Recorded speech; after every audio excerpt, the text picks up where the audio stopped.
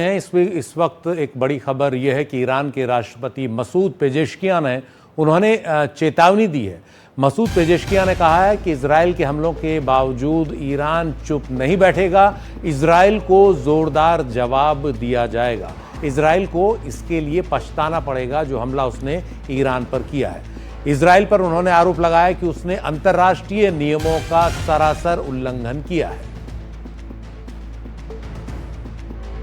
एक बड़ी खबर इस वक्त आपको बता दें, जहां ईरान के राष्ट्रपति की तरफ से चेतावनी अब इजराइल को दे दी गई है और कहा गया है कि इजराइल के हमलों के बावजूद हम चुप नहीं बैठेंगे और इजराइल को जोरदार जवाब देंगे।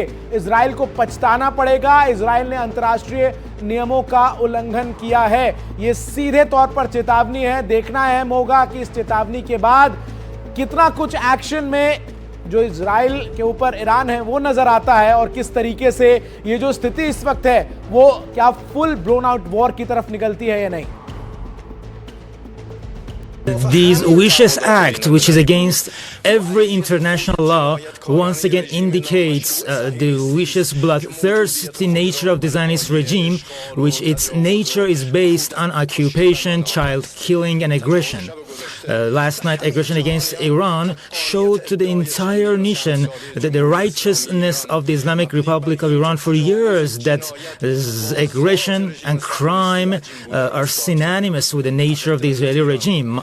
Of course, the Iranian nation and officials will not be silent on this aggression, and their legitimate response and a strong response will regret the enemy of their act.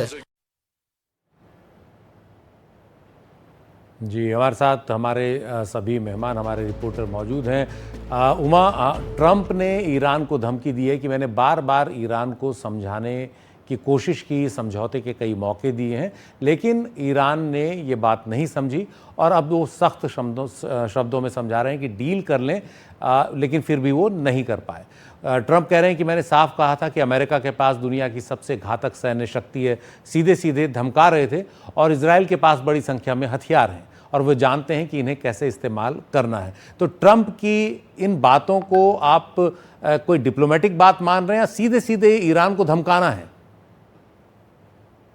ये देखिए, ट्रंप सीधे सीधे Iran को धमका रहे हैं। एक तरह से ईरान के जानकार से जो बात हो रही थी तो उनकी भाषा में कहे तो सीधा सीधा वो ब्लैकमेल कर रहे हैं ईरान को कि अगर मेरी शर्तों के आधार पे तुमने डील नहीं किया तो तुम्हें खामियाजा भुगतना पड़ेगा। मैं आगे बढ़ने से पहले आपको दो जानकारी दे दूं कि जो सेंट्रल इजराइल है उस पर ईरान की तरफ से जो हमला हुआ है उसकी जानकारी सामने आ रही है। हालांकि ये हमला जो है उसकी कोशिश इजराइल की है कि इस हमले को भी वो नाकाम कर दे अपने एयर डिफेंस सिस्टम के जरिए। और दूसरी बात ये भी है कि इजराइल ने इस बात को कंफर्म किया है कि इस्फहान में जो न्यूक्लियर फैसिलिटी है उसको भी इजराइल की तरफ से उस पर हमला किया गया है। और एक जानकारी ये भी कह रही है कि जो 90% जो इनरिच्ड जो यूरेनियम है उसको यही इस्फहान में शिफ्ट किया था ईरान ने। तो इस लिहाज से देखें तो ये हमला काफी बड़ा है और जो अंदेशा जताया जा रहा है कि इस तरह के हमलों से जो परमाणु जो रेडियो धर्मिता है उसका खतरा पैदा हो सकता है, तो वो खतरा लगातार जो है वहां पे बना हुआ है।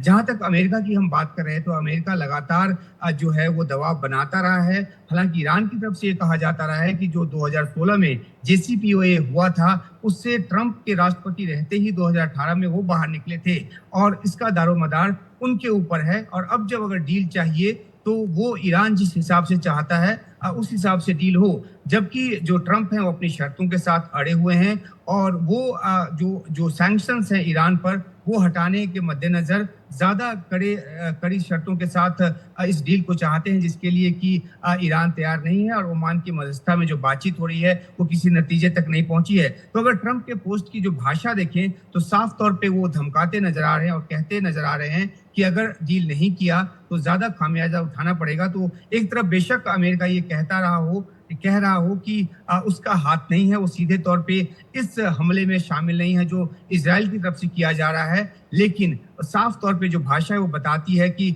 इजराइल को पूरा शह अमेरिका का है और अमेरिका इन हमलों के जरिए ईरान को घुटने के बल लाना चाहता है ताकि वो डील उस हिसाब से साइन कर ले जैसा कि ट्रंप चाहते हैं।